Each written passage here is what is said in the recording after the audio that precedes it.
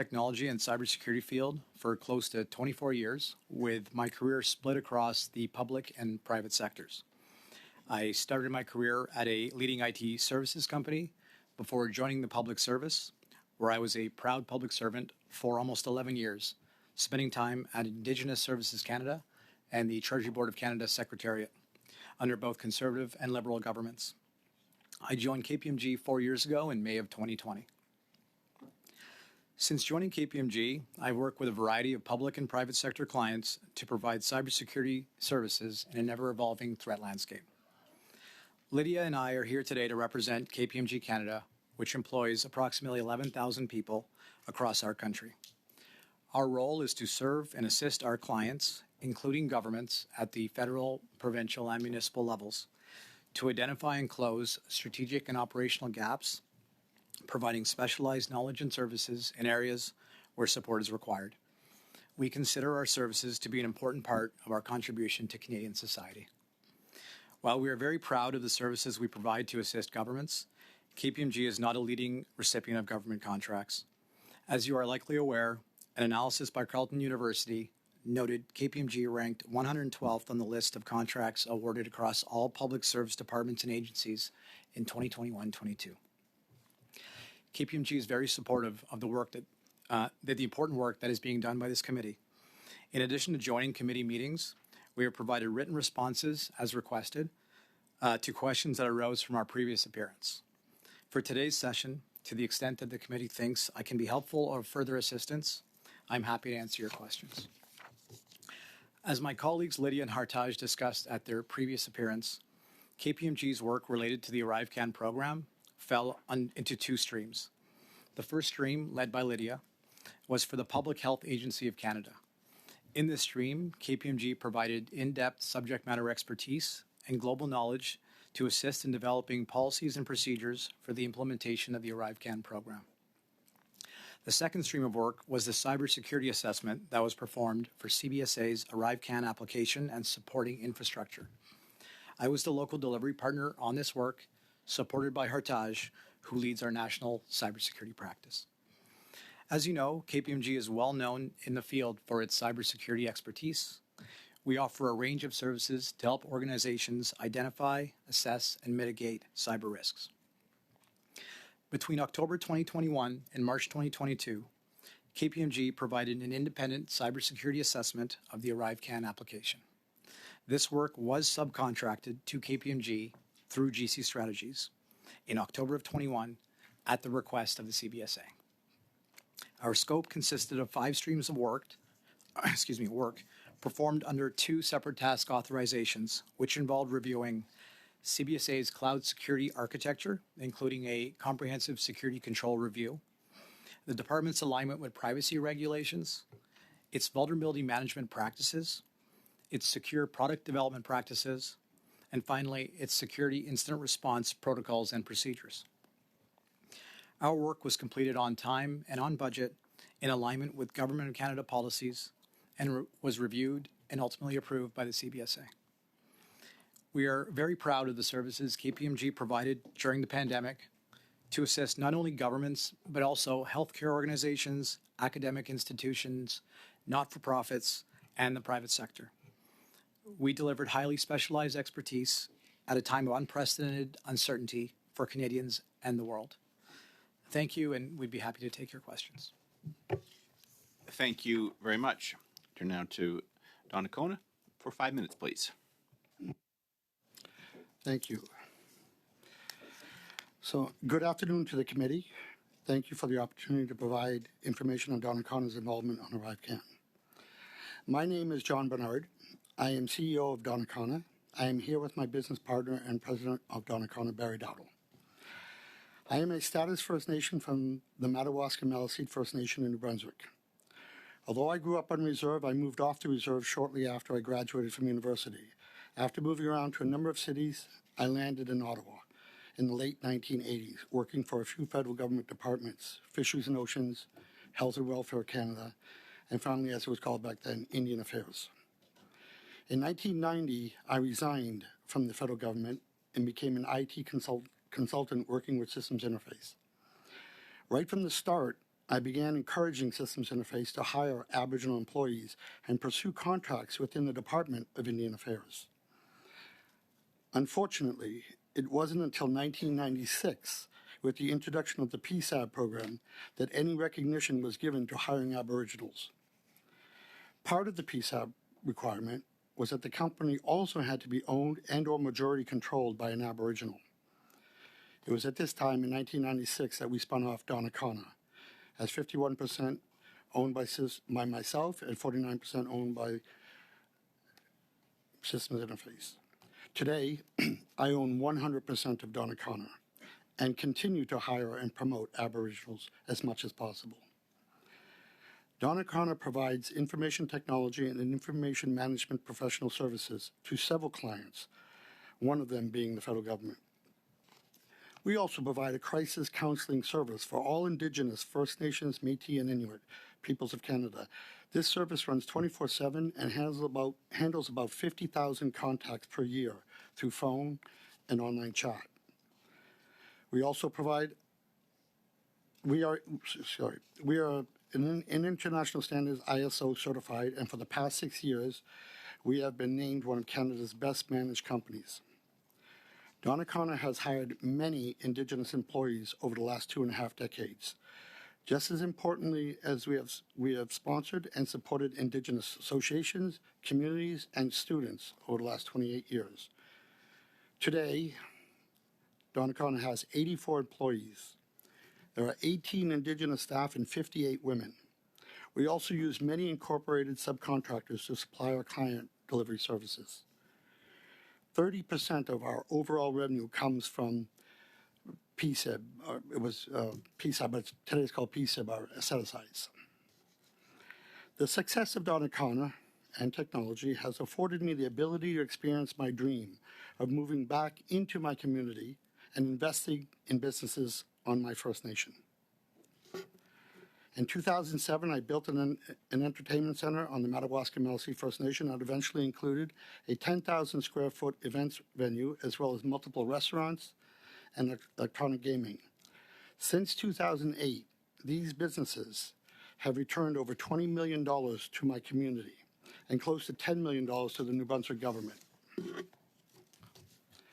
With this business, along with a number of other businesses that I own on the reserve, I employ close to 150 employees from the local town and my First Nation. As today's agenda is to talk about the CBSA ArriveCAN project, the following has been our involvement with CBSA and in particular ArriveCAN.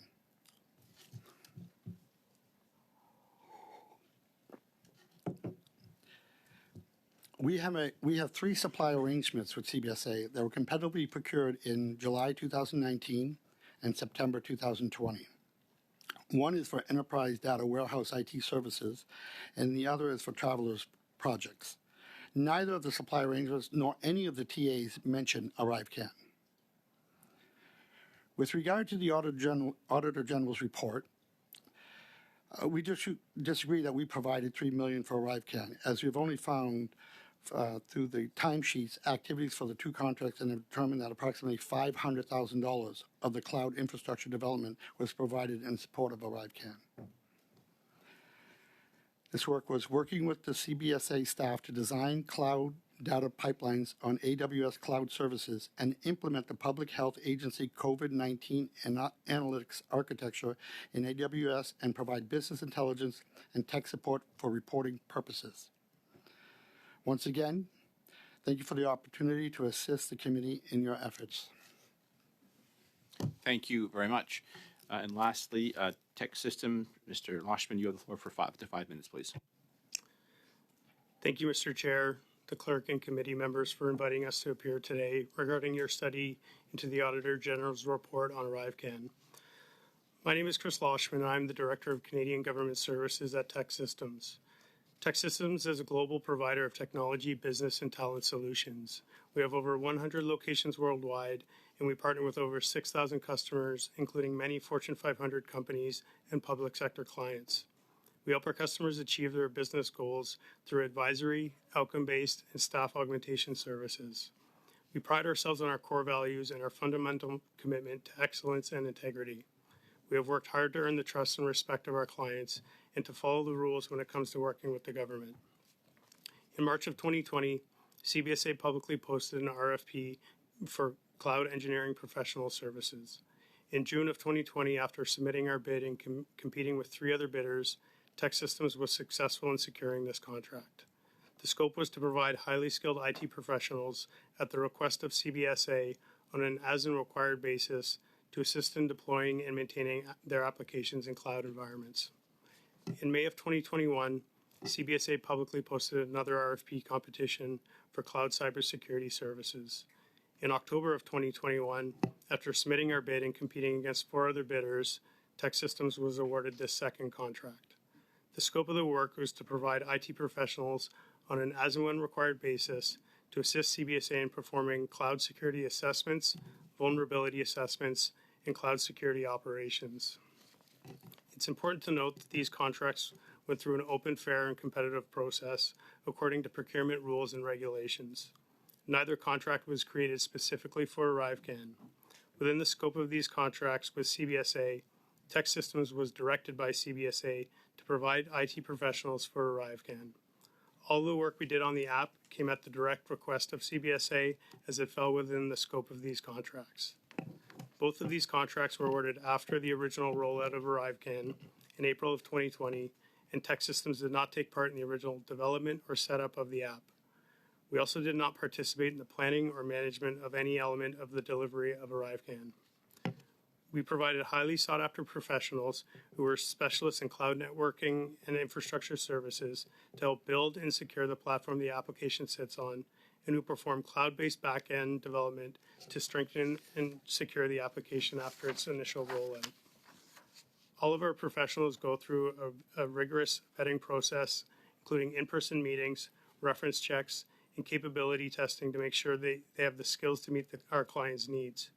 We also make sure they have valid security clearance at the appropriate level. At the request and direction of the CBSA, Tech Systems delivered $3.2 million worth of staff augmentation services for ArriveCan. That was confirmed by the Auditor General and her report. We agree with her report, and we cooperated with her investigation. Based on her findings, the findings of the Procurement Ombud, and the previous testimonies already received at this committee, we would like to make the following points. At no point did Tech Systems contact GC Strategies, Dalian, or Caratix regarding any of the services provided to CBSA or the competition of CBSA contracts. We did not partner with any of these organizations for any IT professionals allocated for ArriveCan or for any work done for CBSA. Tech Systems did not win any non-competitive contracts with CBSA, Health Canada, Public Health Agency of Canada, or any other government department for any IT professionals we provided to CBSA for ArriveCan. All of our contracts went through an open, fair, and competitive bidding process that had multiple bidders. All of the professionals that Tech Systems provided to CBSA went through a rigorous vetting process, reference checks, technical ability screening, and security clearance validation. Our work with the federal government has always been in accordance with procurement rules, guidelines, policies, and procedures, respecting the integrity of public institutions. We have a defined public sector practice that invests in making sure we operate ethically and deliver value to our customers and to Canadians. We invest significantly in training and compliance for our teams, including annual mandatory legal and ethical training, as well as third-party international standard organization audits. We're happy to work with the committee today to answer any questions you may have. Thank you. Thank you all very much. Begin our first round. Mr. Barrett, you have the floor for 6 minutes. And just a warning, I don't have my normal clock here. If it beeps, I'm not trying to be rude, but I will endeavor to monitor that. And as you know, if your question is finished before your time, I will allow the respondents a brief answer. So if you do hear the beep, that's not the end of game alarm. It means I'm not being as diligent as I would like to be. So over to you for 6 minutes, sir. Mr. Bashir, how many times did you meet with Christian Firth of GC Strategies? Thank you for the question. Just to clarify, are you referring to my current job at KPMG or previously in the federal government, or both? Ever. Okay. Thanks for clarifying. I'll separate the answer into 2 different answers. So in the federal government, I did meet with Mr. Firth 2 to 3 times at most. generally to discuss, like I met with several vendors to discuss some offerings that he had in the security space. I met with him once virtually while at KPMG. In your, excuse me, in your meetings with him, can you say where they happened? Did they happen in your office, in an office tower here in the NCR, or did they happen at a private residence, at a restaurant? Where were they? Yeah, thank you for the question. So the KPMG meeting, as I mentioned, the one was virtual. The 2 to 3 at most, when I was at the Treasury Board of Canada Secretariat, all occurred in the lobby of 90 Elgin, which is the Treasury Board government building. And so these meetings were just one-on-ones, That's correct. including your meeting, the virtual meeting when you worked at KPMG. It was just you and Mr. Firth. That is correct, yeah. And could you quickly give a breakdown of what the topics were that were discussed in your meeting while you were a public servant, and likewise when you worked at KPMG? Absolutely. Thank you for the question. I should say all my answers subsequently will be directed to the chair. Sorry about that.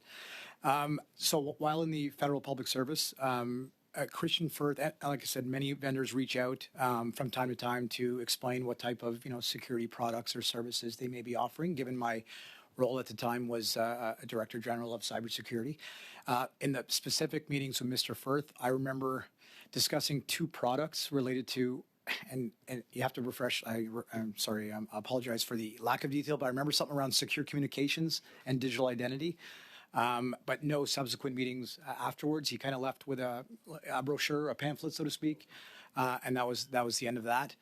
And the KPMG meeting specifically was more of essentially a reintroduction, I suppose. He had apparently been talking to one of my colleagues prior. I was looped into an email thread.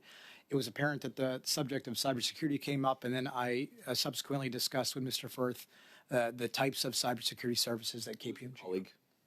Sorry? Who was the colleague that you referenced? It's a retired partner who's no longer with the firm. Okay. And did Antonio Utano, who's a senior official at the Canada Border Service Agency, direct KPMG to work with Christian Firth and GC Strategies? Thank you for the question. So upon submitting, after we submitted a proposal to Mr. Utano, and I did have a meeting, and it was at that meeting he did say, "Can you also submit this proposal through to GC Strategies?" My understanding was that Mr. Utano was exploring his procurement options. I believe his procurement team had likely given him some advice on what was the quickest way to procure.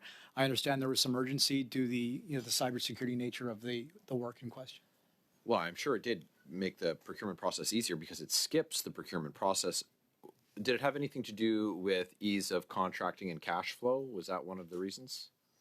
Thank you for the question. I think hard to speculate. It's probably a question better directed for the CBSA, to be honest. What did Mr. Otano tell you about GC Strategies? Had you worked with Antonio Otano prior to this ArriveCan engagement? Thanks for the question. I'd never worked with Mr. Utano prior to the engagement. I likely crossed paths with him in my time in government, like, at a government event, but I don't recall ever working with him on anything. And sorry, to answer the first part of your question, the way it came up was we discussed the proposal. He seemed happy with what he saw and suggested that I pass that along to Mr. Firth afterwards. Did this seem normal to you that you'd be directed to submit a proposal to a subcontractor when you were submitting a proposal directly to the federal government? Is that the normal way that you do business? Thanks for the question. The way I looked at it at the time was, and the way I characterized procurement is there's just essentially 3 steps to it. Like, step 1 is to identify what it is you want to procure. Second step, identify the vehicle by which you would procure it. And third is to procure it. And having first completed that first step of establishing what it is that he wanted to procure, my understanding was that Mr. Utano was simply exploring the options that he had. And one of the other options he had was that SEPS vehicle that my colleague Lydia discussed last time. And as my other colleague Hartaj mentioned, we would have happily competed for it had he wanted to put it out to a full tender as well. Right. So as someone who previously worked for the public service and as a taxpayer, do you find it strange that the government of Canada asked a company the size of KPMG, 11,000 employees, I think you said in your opening, to subcontract through 2 guys who are obviously taking a percentage of the total contract amount. So KPMG says, well, this is how much it's going to cost us to do it. And we know that they were adding up to 30% on top of that. Does that seem like would you advise clients to follow that method? Or would you advise them to procure the services directly from the vendor? Thank you for the question. Obviously, we'd prefer, direct procurement where possible, for sure. I can't begin to speculate on the reasons CBSA may have wanted to go that particular route. Any other instances where this type of direction was given to KPMG or another company to, instead of offering their services directly to the government, to CBSA, to work through GC Strategies or another third party? Thank you for the question. To my knowledge, no, but I do know KPMG as a firm, and I believe we submitted this in writing as well, has subcontracted for, and don't quote me on this, I don't have it in front of me, but I believe it was 13 different companies of varying sizes, from very large organizations to small. I think the key there is where we can help provide expertise, specifically to the government in areas that we are good at and could provide value for taxpayers. I think we would entertain that, yes. Thank you. I appreciate that answer. Just a word of, I think it's obvious, you are being quoted here. If you discover after the fact that information is a little off, do let us go, because this is a Parliament House Commons committee. So I appreciate your turn of phrase. Don't quote me on it, but you are being quoted for the official record here. So, but I take it. I take that and take that in the spirit it was given in your comment as well. Ms. Khalid, you have the floor for 6 minutes, please. Thank you very much, Chair, and thank you to the witnesses for being here today. I'll start by outlining the role of the Public Accounts Committee. It is to hold to account how tax dollars are spent across the country, for what purposes, and whether or not they were justifiable within the reports of the Auditor General and how departments have functioned. And I know that things become very politicized as it progresses, and ArriveCan is one of those apps. I am not questioning the quality of the app, although in the Auditor General's report there were some challenges. What I am questioning today from all of you is how these dollars, which we can't really get to the bottom of, how they were spent. And I think we owe it to Canadians to ensure that we really understand and ultimately improve the process as to how contracting happens, how the Lobbying Act and the Conflict of Interest Code are able to ensure that there is accountability as to how tax dollars are spent. So perhaps I'll start with Mr. Bashir, if that's okay. You have worked in various different departments within the federal government, and now you are working for KPMG. Can you maybe help us outline how the Lobbying Act applied to you, how the Conflict of Interest Code has applied to you in your new role, having all of the experience that you have within the bureaucracy of government, and having built a network of relationships as well? Thank you for the question. Given the position that I held in the federal public service, I was subject to the Treasury Board directive on conflict of interest, as are most, I believe they term that positions designated at risk for conflict or high risk for conflict of interest. So in what that directive states, and this is the process that I followed upon my departure, is that upon receipt of an offer of employment, and I should say that I did this way earlier than having the offer of employment. I started when I even began thinking about getting an opportunity. I engaged with my values and ethics team immediately, who coached me through the entire process. That then involves a discussion with the senior management team, and finally culminates in a formal letter from the deputy head outlining post-employment restrictions, or as some term it, a cool-off period upon the departure from the public service. So in my particular case, I was given what was a 1-year post-employment restriction that forbid me from soliciting work or being named even on a request for proposal response for the core federal public service. I have that letter. I took that letter to KPMG upon my start date there, and we established the appropriate protocols and ethical walls to ensure that I was completely removed from the federal practice for the entirety of that first year, at which time I worked on other things like provincial governments and municipal and other contracts at that time. I appreciate that. Thanks for sharing that. And Do you feel that that those checks and balances were sufficient? I mean, when we, in a place like this, you make friends, you make connections. How can the Lobbying Act or the Conflict of Interest Code be more efficient in ensuring that there is no undue access or no undue profit made on taxpayers' dimes based on relationships that have been, going on for decades? Thank you for the question. It's a challenging one for sure. I think the directive does a very good job outlining the requirements that are required from all parties, but both the person in question and the organizations that need to subsequently follow that. I can't really comment on the oversight of that, as I've never been involved on the other side. But I do say it's incumbent upon all parties involved, both the departing organization, the new organization, and the person involved to ensure continuous compliance with these requirements. Thank you. I appreciate that, Mr. Bashir. Mr. Bernard, I'm going to turn to you next. How did Donnacona and Tech Systems become engaged with the government on the development of ArriveCAN? I'm sorry, you asking me how Tech Systems? How did Donnacona become engaged with the government on ArriveCAN, on the app? Yeah. Yes, please. Thank you. So we won actually 3 competitively produced RFPs for CBSA.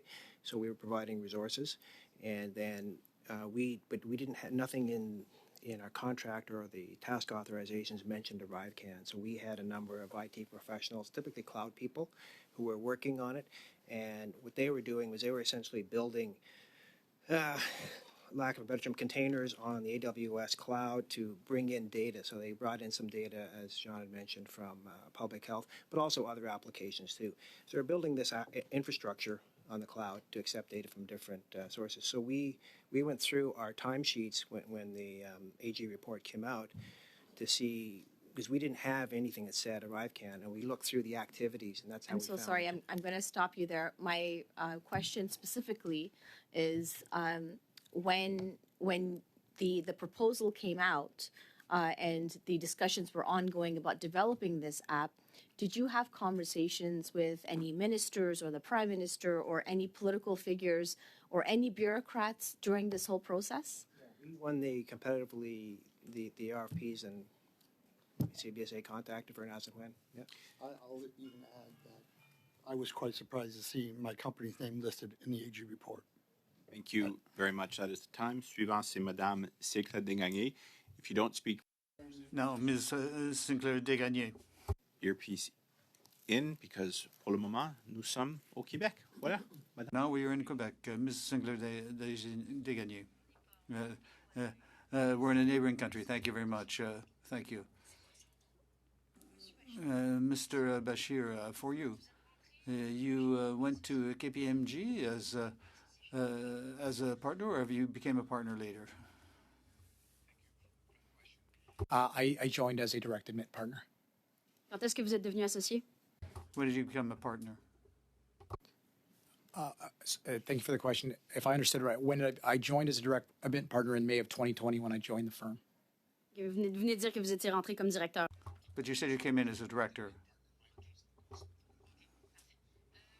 Okay. You were an associate, as a partner, and when you arrived, the first thing you had to do, which is quite normal, is to undertake some training on conformity and your role. It cut out a bit at the end. Thank you for the question. I understand. Are you asking about the training I took for risk? Risque et conformité, toutes les formations que non. And risk and all the training that to follow the rules of the organization you are starting with. The question and clarification. That is correct. Upon joining the firm and subsequently on a regular basis, we continually take risk, independence, security, privacy, all the training. Parfait. Donc, c'est une raison, si vous avez... And if you follow that, if you did that training, I find it strange that you didn't raise the problem of Mr. Otano, who is asking you to go through GC strategies rather than making your contract and doing your work directly with Border Services, knowing that you are already a pre-authorized service provider for Border Services. I find strange that in your presentation you said that you don't know why Border Services wanted you to go through GC strategies, and I think it's pretty obvious. And if not, maybe you should go back to your training on appropriateness. And if you know that at the time, wouldn't that have raised red flags for you? Because since you had a contract with you could have had a contract with the Border Services, yet you were asked to go via GC strategies. Why didn't that raise a red flag for you? Thank you for the question. So just one point of clarification before I answer the question is that we did not have a direct procurement of vehicle with the CBSA at the time. I believe what I referred to earlier was the CEPS vehicle. That was more of a government-wide vehicle, but nothing direct with the CBSA at that particular time.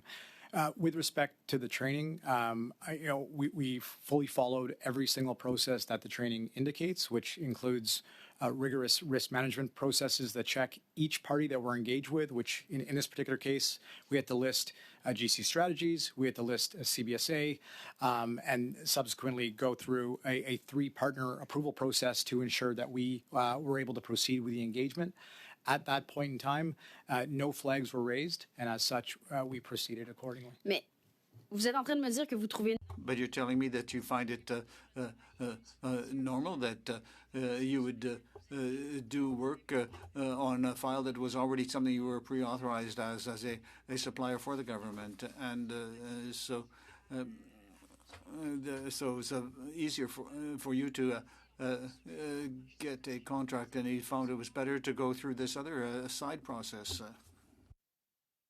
Thank you for the question. The procurement method is chosen by the government department at the end of the day, and it's we can't question the government's direction on how to procure a service for them. C'est faux. Excusez-moi, mais c'est faux. C'est ce que.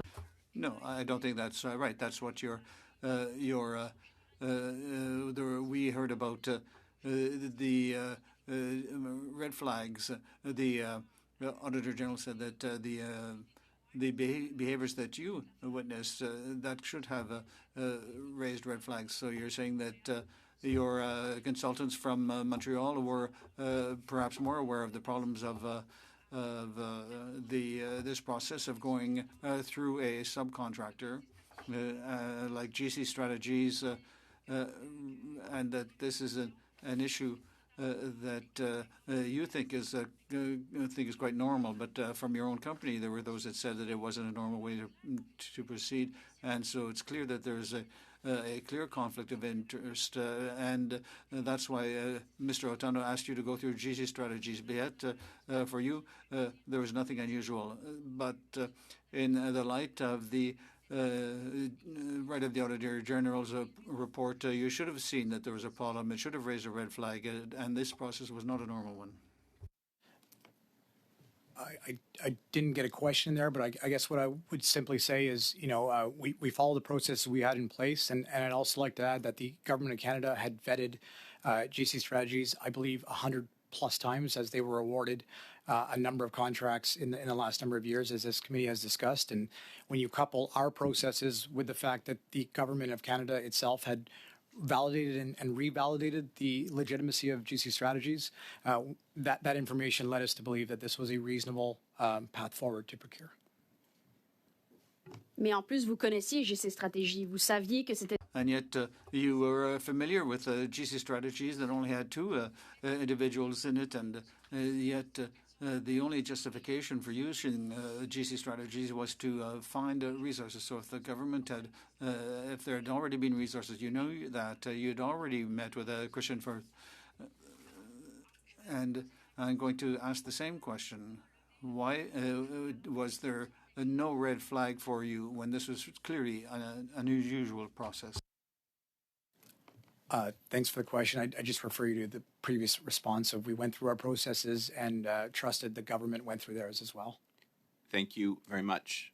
Next is Mr. Desjardins joining us virtually. You have the floor for 6 minutes, please. Thank you very much, Mr. Chair. I'll begin with KPMG, Mr. Bashir. When did you start work with the Government of Canada? Thanks for the question. Sorry, just again to clarify, starting work while at KPMG or starting as a public servant, if you can please clarify. As a public servant. You yourself, Mr. Bashir, when did you start working with the Government of Canada? Date? Thank you for the question. My start date was October of 2009 as a full-time employee. And what role did you play prior to your departure? Thank you for the question. Immediately prior to my departure to KPMG, I was the Director General of Cybersecurity and Digital Identity at the Treasury Board of Canada's Secretariat. Throughout your time from 2009 to that point, would you say you had a good understanding of Canada's procurement system? Thank you for the question. I think I had a decent understanding for sure. Myself, I led a handful of procurement processes, but not of a large number, if that's what the question is. But were you familiar with the process, not so much the number, but the process to which a private firm in particular could apply to the government's procurement system? Thank you for the clarification. Yes, I'm familiar with the procurement process for sure. And what was the last procurement process you undertook prior to your departure? Thank you for the question. You're taking me back a little bit. I'm going to guesstimate somewhere in the 2018 range. Okay. And then your departure from the government was what date? I departed the public service in May of 2020. In May of 2020, a lot was going on, of course. We had a national and global pandemic. It seems to me that it could have been the perspective of KPMG at the time to scout this kind of talent. Did they find you? Thanks for the question. At the time, I was discussing post-government employment with a number of different organizations. I don't actually recall who emailed who for. I think it was kind of mutual. I think we had some mutual. People know people in the city, and you kind of sit down and say, "Hey, would you be interested?" It was one of those types of conversations to get it started. Interesting. That is something the Auditor General warned us about. What could be evident in this is these sit-downs, these gatherings, this community. And from prior witnesses, we heard about these kind of community meetings. Were any of these community meetings you had with large firms like KPMG and perhaps others ever at a restaurant or a club or in a private venue outside of government precincts? Thank you for the question. Absolutely not. No, I'm very well aware of the Directive of Conflict of Interest and the restrictions around hospitality and gifts. And where did these meetings happen? Where did KPMG meet you? There were phone calls, to be honest, to start everything off. I started off with phone calls and emails. And ultimately... Sure, you submitted that there was a community, and I highly doubt that it was only a phone call. You do understand that this information is extremely pertinent to our investigation here. To understand this claim of the Auditor General, which I believe is worth our investigation, is to where and why and who met with you or other persons. And so I'll give you one more opportunity. Was there ever an instance where you were invited to outside work dinners, receive gifts or favors of any kind? The answer is no to that question. Thank you very much. In relation to Mr. Anthony Utano, did he direct you to work with GC Strategies? Thank you for the question. So, as I mentioned earlier, when meeting with Mr. Utano after submitting the proposal, what he directed was for me to submit a copy of that proposal to Mr. Firth at GC Strategies, which I did. And did you bring up any questions to Mr. Utano as to why you would do such a thing? Thanks for the question. At that meeting, we discussed the number of procurement options Mr. Utano had at his disposal, which I think I mentioned could have included the SEPS vehicle, an open RFP from scratch, or using one of his existing vehicles, and all options were discussed, so nothing stood out from that conversation. Well, what stood out to me and what I'm starting to understand is in that conversation, there's a legitimate claim that you were directed by Mr. Utano to work with GC Strategies. At the time of the procurement decision, GC Strategies and who they were and what they did didn't get brought up in that meeting at all. The particular fact of them being a two-person company that did no work at all, did that ever come up? Thank you for the question. No, the number of employees of GC Strategies, nor the work that were doing at the time with the CBSA was not discussed. What was only discussed was that they had existing procurement vehicles that were set already with the CBSA. Do you believe that's a red flag to not question who GC Strategies was, their capacity, or their ability to deliver work? Thank you for the question. So that's where I lean on our risk management processes that I discussed earlier to find out if red flags occurred. So what we do is we take the information back and we submit that information through that process to validate no red flags came up. And as I mentioned earlier, the Government of Canada themselves had awarded, not just the CBSA, many other departments had awarded this same company numerous contracts, which further validates our decision. So you're saying you went through all the processes. You and Mr. Utano and everyone in the room went through all of the regular procurement processes, including a red flag assessment that, which is what you just described, and no one flagged that this two-person company that does no work was a problem.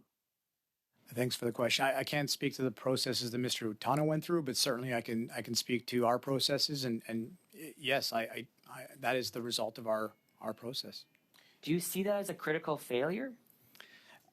Thanks for the question. At the time, and keep in mind that the processes are a point in time. At that point in time, that's the information that arose. I suspect if run today, the result would be different. Thank you very much. That is the end of the first round. Beginning the next, Mr. Genuis, you have the floor for 5 minutes, please. Thank you, Chair. Mr. Bernard, the Auditor General, based on federal government records, believed that your company did $3 million worth of work on ArriveCan. You said that the work was about $500,000. This points to something we know is a big problem: shoddy and impenetrable records. In some cases, we've also dealt with deletion of records, questions, or records not kept. Do you have any reflections on how the government records that the Auditor General consulted could have been so off the mark compared to your own assessments? I do, but I'll defer that to my partner because we spoke about this prior to him. So as I mentioned, you said about 500,000, and I think in the AG report they talked about there was some internal financial coding that was unsure. So we would submit timesheets with deliverables, and then what happened after that, we don't really know. And they would have put whatever coding they had against it.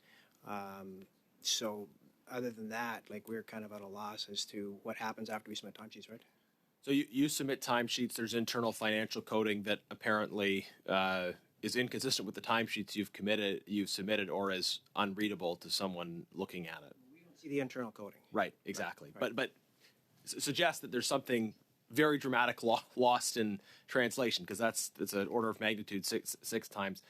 At the Government Operations Committee, we're looking at Indigenous procurement and planning some further study on it.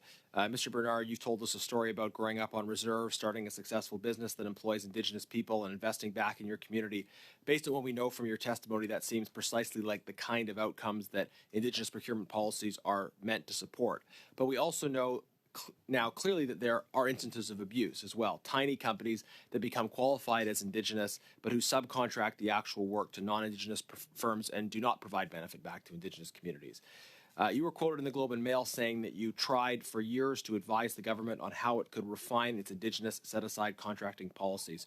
Sir, what is your advice? How can the current problems, the use of the Dalian model, for instance, be fixed to achieve the kind of outcomes that the program is supposed to aim for? Well, it's actually on record. In 2006, I sat in front of a Senate committee on Aboriginal procurement. And back in 2006, I warned of the potential abuse of joint ventures. And to this day, 18 years later, we are seeing the results of that. Basically, I was using terms like Aboriginal companies need to learn how to walk before they run. Yet, amazingly, Don Conn has been in business 28 years, and we find ourselves up against Aboriginal firms that were running. They just got into business and they're running multi-million-dollar contracts. I guess what I'm trying to say is being an Aboriginal is not a skill. But yet in the Aboriginal procurement with joint ventures, it almost like if you're Aboriginal, all of a sudden that's the quality you're bringing to the joint venture. And we just don't agree with that. We feel that, obviously you have to start somewhere. So there should be small. But we believe the Aboriginal side of a joint venture, it should progress. They shouldn't be going after a $100 million contract when they were riding an ice cream truck the week before. And so this is my if you go back to the 2006 testimony, which is on record and on the Senate committees, in there I actually give 3 ways that I think that should be addressed. And the first one is most importantly, it's a joint venture. That's where there's really a lot of room for abuse. Unfortunately, there's no motivation for Aboriginal companies to grow, because if you can become a joint venture and you don't have to do nothing, you don't even have to you don't even need a staff or admin staff, because your joint venture partner has all that. So. Earlier testimony, because I suspect you could talk for a long time on this, and we'll have to maybe have you back. But that seems exactly what happened with Dalian and Carodex, right? Carodex is a larger non-Indigenous company. Dalian is an Indigenous company with 2 people that receives contracts and subcontracts. They're in joint venture, which fulfills a procurement requirement. Also on the issue of subcontractors, you mentioned that your company has subcontractors. There's supposed to be a requirement for Indigenous subcontractors as part of Indigenous procurement, but there seems to be no tracking or enforcement of that whatsoever. What is your experience with Indigenous subcontractors, and is the government asking you questions about that? Are you providing data on that at all? No, and let's face it, there's not enough Indigenous people to meet some of these contracts. So calling yourself an Aboriginal company or Indigenous company, I don't, just because I own 100% and I'm status Indian, I don't believe that that's what I should be Aboriginal benefits. It's not what we do. When people ask me, well, you're an Aboriginal company, what does that mean? Do you stand on one leg and, no, we do business just like everybody else. And me calling myself an Aboriginal company, it's what we do.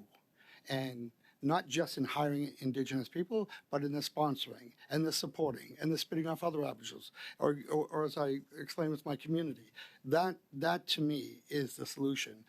But I'm sorry, but if you're just going to hire Aboriginal people and you think you're going to get 50 Aboriginal people on a 150-person project, that's just not going to happen in this field.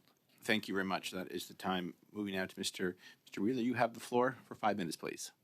Thank you, Chair. And just so you know, my last name is pronounced Weiler. Thank you. But, I appreciate that, Mr. Weiler. That will not happen again. Thank you very much. It's a pleasure to be joining this committee for the first time, and to be joining the study. And I will have not had the time that other folks on this committee have had to look into this in detail. But like all Canadians, I've been following the drama as the different layers of this app gets uncovered. And so it's a pleasure to be able to join into this process and looking into this in more detail today. Mr. Bashir, I do want to start with you. And first off, just going back to your experience with the Treasury Board Secretariat, what were the particular roles that you had again? Thanks for the question. I held a variety of roles. My stint with the Treasury Board started in July of 2011.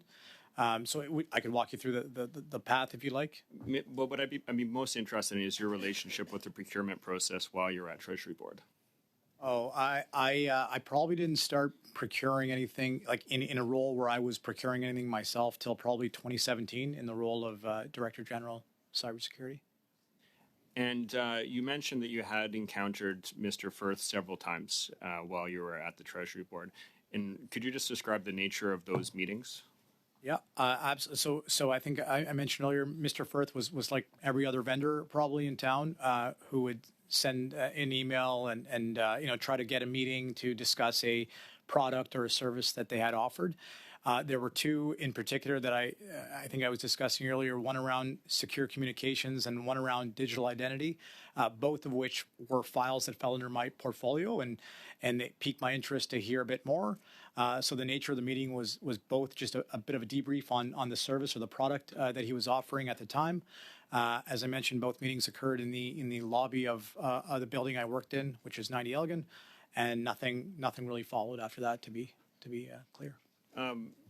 When you were with these meetings with Mr. Firth and more generally in procurement, was this a common practice that you see that the types of services that GC Strategies would offer is, getting the contract and subcontracting it from there? Was this a regular practice that you would see? See, in my role was a little bit different at the Treasury Board. Like, just for context for the committee, the Treasury Board is more of a policy where I work. In the Treasury Board was more of a policy organization, setting policies, standards, directives for the rest of the public service to follow. So we didn't typically procure any goods per se. However, in order to do my job properly and set forth a forward-looking cybersecurity strategy for all of government, it was incumbent upon me to understand where the industry was heading, how technology was evolving, and so forth.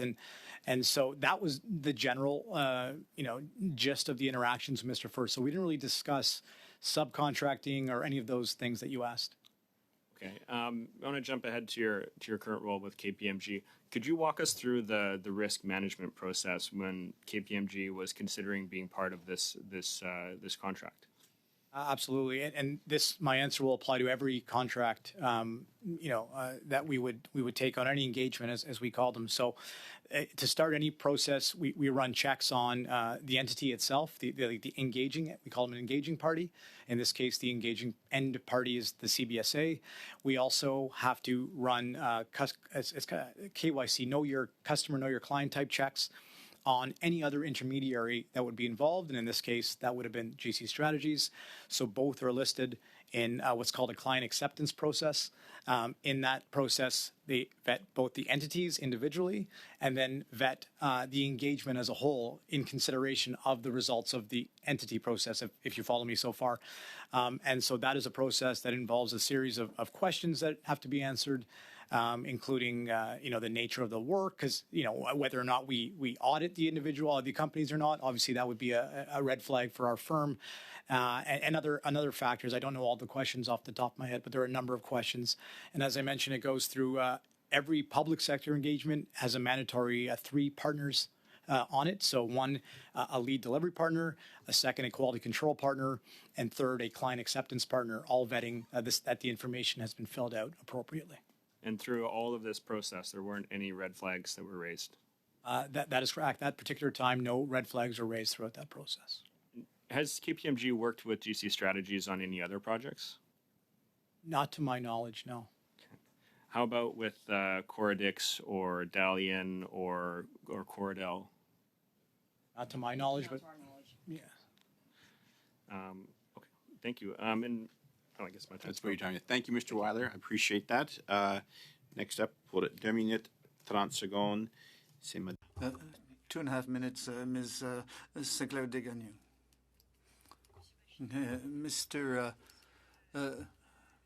Sheen, I think the process for compliance, knowing that you knew Christian Firth and that you had worked at very top when it was accused of wrong, and there should be a red flag. And in 2009, if I'm not wrong, I think that you were an employee. No, not yet. Yes, you, 2009, you were there as an employee. What department were you in?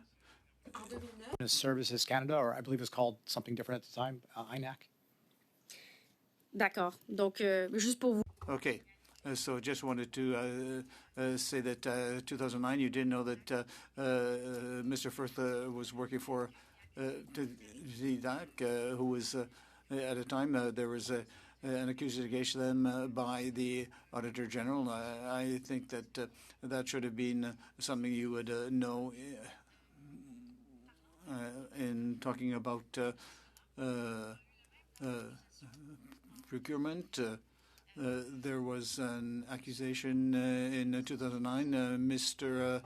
Bernard with Donnacona, there was an inquiry that was suspended, but as far as I know, Donnacona was not exonerated in that case either. Can you, what do you have to say with regard to that, with regard to the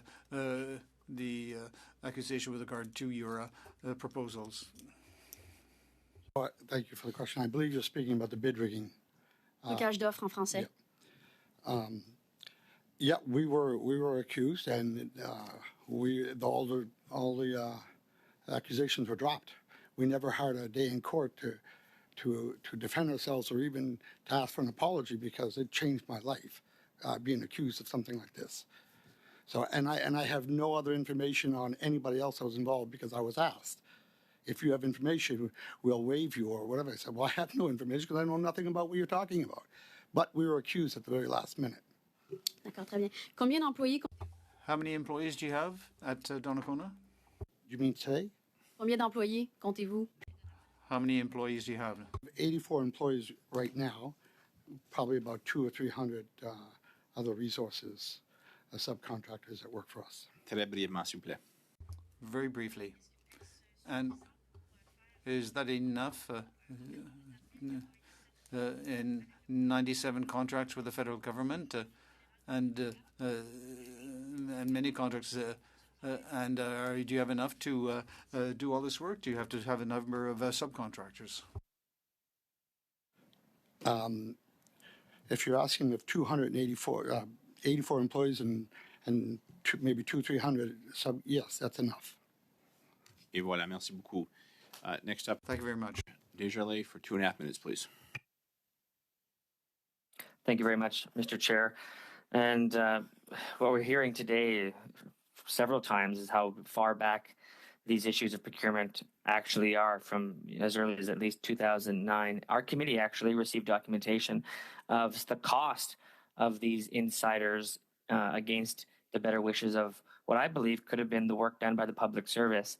In the course between January 1st, 2011 and February 16th, 2024, when our committee requested the documents, we found that the government of Canada, through subsequently 2 governments, was able to give 3 companies over $1 billion. And my concern is how in fact can this happen? How can 3 contractors explode in resourcing by these governments, consecutive governments, continuously feeding into these contractors and subcontractors in a big giant web? The Auditor General found, actually, in one of her findings, finding 1.5, for those who know the report, which, quote, multiple amendments were made to those non-competitive professional service contracts. Approximately half of the contract amendments extended the contract beyond the original period, which prevented or delayed opportunities for other subcontractors to complete the work. Ms. Lee, you said that the invoicing was pre-approved by the government and the process never changed when it has been established by the AG that this was a non-competitive contract with a lack of proper financial documents to verify these details. My question, Ms. Lee, is did you have any awareness of how the invoices and task authorization amendments were increasing costs without deliverables to such an extent overall in this project? Thank you for the member's question. And as I mentioned the last time I was here, a couple things. One is on the invoicing. The very first time that we issued an invoice, and this was against the original SEPS contract, the first TA, we asked for the Public Health Agency to approve the level of information, the details that were described in the invoice to validate that they were getting enough information in order to process the invoice on their side correctly. And they verified that, yes, this was sufficient. And we never changed that whole level of detail in all of our invoices for every contract that we had throughout the COVID-19. So who added the amendments? So when we finished, when we got to the end of the SEPS agreement term, the Public Health Agency sponsor at that time said that they wanted to go back to SEPS and ask for the ability to use that vehicle to renew. Our understanding was that PSPC said, no, you can't use that vehicle any longer. I don't know why. So they said, okay, fine, then we will have to renew our agreement with KPMG through a Public Health Agency direct contract. Thank you. But why we were not given the information. Thank you. That is your time. Next up, we have Mr. Brock for 5 minutes, please.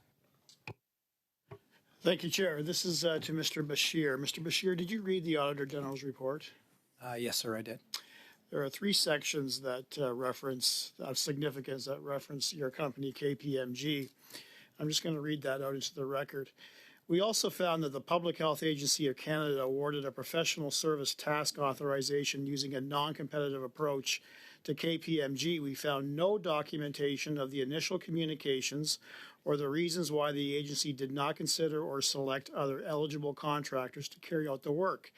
We found that 3 contractors, GC Strategies, 49 Solutions, and KPMG, were originally awarded professional services work with an original estimated total value of $4.5 million through non-competitive approaches.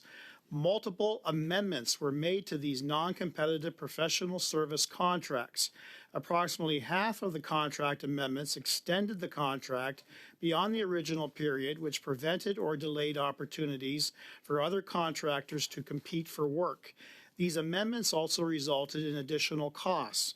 We also found that GC Strategies and KPMG were each awarded 2 additional contracts through non-competitive approaches. This further limited the opportunities for other contractors to compete for subsequent work. We found similar issues in the 2 professional services contracts awarded by the PACP to KPMG. While the first contract included milestones with clear deliverables and pricing, these were later amended and replaced with less specific deliverables to allow for more flexibility. In addition, the agency did not set out specific tasks, levels of effort, and deliverables for these contracts in task authorizations. Mr. Bashir, what I just read out essentially captures the activities of GC Strategies. It highlights, in my opinion, both non-ethical and possibly criminal activities that caused the RCMP to launch an investigation, to ultimately raid the home of Christian Firth of GC Strategies, and to possibly lay at least fraud, if not forgery charges, in addition to other criminal activities. Were you aware of that, sir? Thank you for the question. I'm aware of what was in the Auditor General's report, so yes, I'm aware that's there. Were you aware of all of these amendments made? Was the company part of this? Were you engaged in making amendments to this contract, or was it done without the knowledge of KPMG? Given that it's a PAC question, I'll pass that over to my colleague Lydia, who worked on that engagement. Thank you for the member's question. If I can also bring you back to the testimony that I shared the last time I was here. After the original SEPS TAs expired and the Public Health Agency wanted to try and extend KPMG under that contract and were told by PSPC that they could no longer use that vehicle, and we don't know why. KPMG does not know why. KPMG was informed by the Public Health Agency that they were working through with their own internal procurement team a justification and rationale for keeping KPMG on. And as you'll remember, this was at the height of the lockdown of the COVID-19 pandemic. And the subsequent contracts that were awarded to KPMG by Public Health Agency were of the same type of work that we had been doing along the first original SEPS agreement. And Can I be more specific? Were you actually involved in amending the terms of your own contract? Thank you for the member's question. We absolutely were not. We were acting under the direction of the Public Health Agency at that time. So the activities that the Auditor General highlights were done, you're saying, your evidence is, were done without your knowledge and consent. Is that correct? Thank you for the member's question. We understood that the Public Health Agency wished to keep KPMG extended, but in terms of the inner workings with their local procurement team inside Public Health Agency, we were not involved in any of that. Has the RCMP contacted KPMG to this date? Thank you for your question. Regarding the ArriveCAN work that I supported and that Imran did, we are not aware of any RCMP conversations or communications. In relation to any contracts that involve GC Strategies and Christian Firth, have you been contacted by the RCMP? No, thank you, and neither of us have been. Okay, Ms. Lee, I had asked you specifically on the last occasion if you would forward to the committee any and all levels of communication by the CBSA to KPMG to engage with GC strategies. Your question, Mr. I Brock. asked for text Your question, messages. Mr. Brock. Mr. Brock, you're out of time. So if you have a question, I do have a question. then pose it. Why haven't you delivered that to the committee? So thank you very much for the member's question on that. And our understanding was that you wanted to understand the way in which we became, that Imran and our team became introduced to GC strategies at the time, and we did provide all of that information in our written response. Thank you very much. Up next is Ms. Shanahan. You have the floor for 5 minutes, please. Well, thank you very much, Chair, and I want to thank the witnesses for being here today on this topic. I'm afraid that I have to speak about something as a member here. This is the 19th or the 20th meeting, I believe, that Public Accounts is holding on this topic, because of course we were very much seized with the Auditor General's report regarding the lack of documentation and so on around ArriveCan. But now we're getting, 19th or 20th meeting. I've lost track, and members here have become concerned with the scheduling of meetings. So forgive me, I will have questions for you, but it's very important to me that we have some not only clarification on our schedule going forward. We've experienced meetings being called randomly, witnesses being changed, changes in the type of meetings that have occurred. And we have other reports that we need to discuss in this committee, namely around an issue that's very important to the people of my riding, which is around biodiversity. And so, Chair, I want to put on notice the following motion.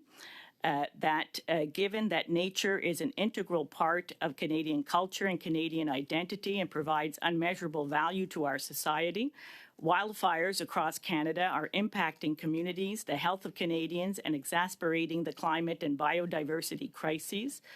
Every industry relies on a biodiverse supply of natural resources to function. The world is experiencing an unprecedented biodiversity crisis.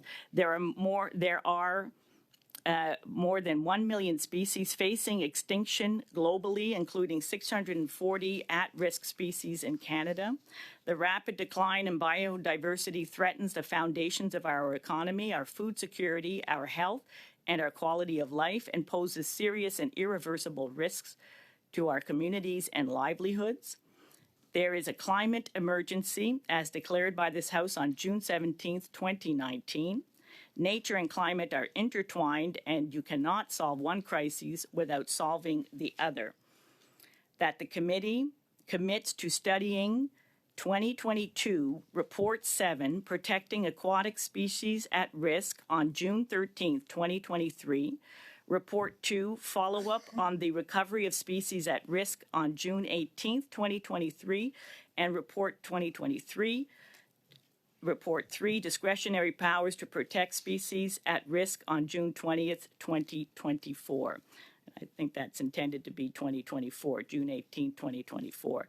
I have a copy of the motion to give to the clerk. And with that, I want to proceed to my questions. We haven't heard from Tech Systems yet. Mr. Loshman, can you please tell us how Tech Systems became engaged with the government on the development of ArriveCan? Thank you for the question. Mr. Chair, as I mentioned in my opening statement, Tech Systems did not have an ArriveCan contract.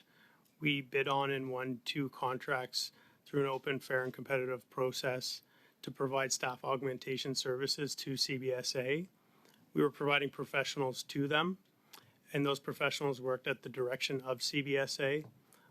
CBSA asked us for resources, and they placed them on the ArriveCan project.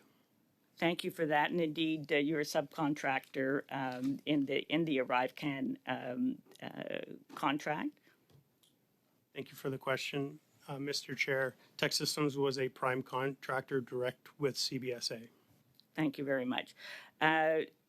Chair, I now move that the committee immediately conduct a study into the flagrant disregard for public funds exercised by Pierre Poilievre's Conservative Party of Canada members of Parliament who expensed their travel costs, hotels, and per diems to travel to Quebec City for the Conservative Party of Canada Partisan Convention in September 2023, as a matter of the public interest and report its findings to the House.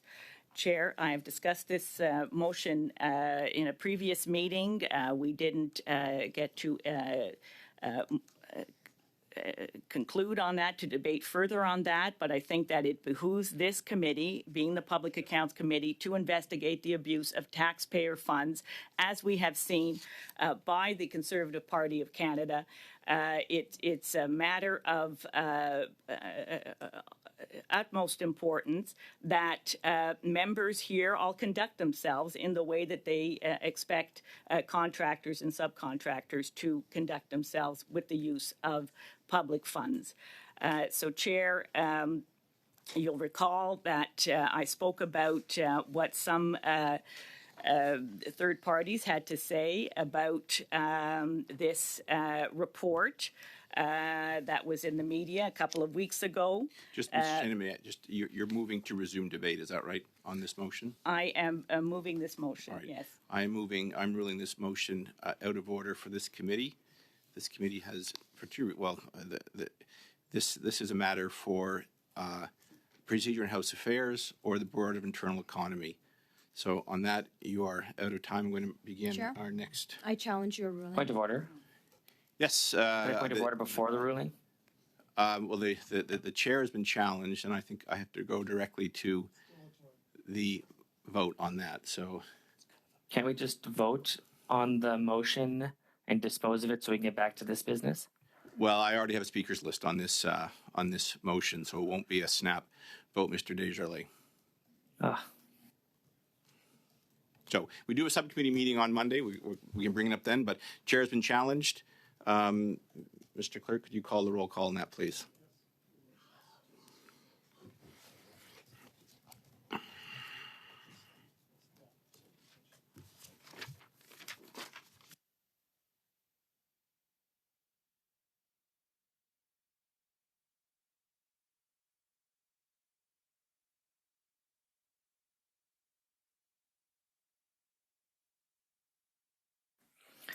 Sorry, point of order. What is the vote on exactly? Is the vote on the challenge? Yes, the clerk will explain. It's probably sure restate it, but the Ms. Killiard has challenged my ruling, which, if you vote to affirm my decision, we continue with the witnesses. If you vote against my ruling, we will turn to the motion, and I'm sure debate that for the remainder of the committee. Is that right, Mr. Clerk? At least on the results. So yes. So the option to just vote on it, dispose of it, and get back to the meeting isn't possible. That would be my preference. Then you would want to vote to affirm my decision. I understand that. Well, is it not? Pardon me. Sorry. Sorry. I'll turn it over to the clerk then. Sorry. So the vote is on shall the chair's ruling be sustained, which is to say, shall the chair's ruling be upheld? If the chair's ruling is upheld, the motion would be admissible and be allowed to be moved. So shall the that's not right. If my ruling is upheld, if my ruling is upheld, we get back to the meeting and the motion can be yes. If the ruling is overturned, for clarity, Chair, the motion would then no longer be able to come to this committee. Is that correct? That was your ruling, if my understanding is correct? The clerk said an identical motion could not be moved again. Point of order. Yes. Is it possible by unanimous consent to just deal with the vote or deal with the motion that was presented by Ms. Shanahan, deal with it right now, dispose of it, and then get back to the meeting that we're having right now? We can't. So we can't do that. Mr. Dijja, there. No, that will. I can tell from my speaking list on the that will not happen. I see. Over to you, clerk, for the roll call, please. So the chair's ruling is that the motion is inadmissible. Shall the chair's ruling be sustained, which is to say, shall the chair's ruling be upheld? Ms. Bradford. No, I oppose the ruling of the chair. Mr. Weiler. Was I wrong? Correct. I want to oppose the ruling. Ms. Killid? No. Ms. Shanahan? No. Ms. Yip? No. Mr. Nader? Yes. Mr. Brock? Yes. Mr. Barrett? Yay. Madame Sinclair-Designy? Oui. Mr. Descharlet? Yes.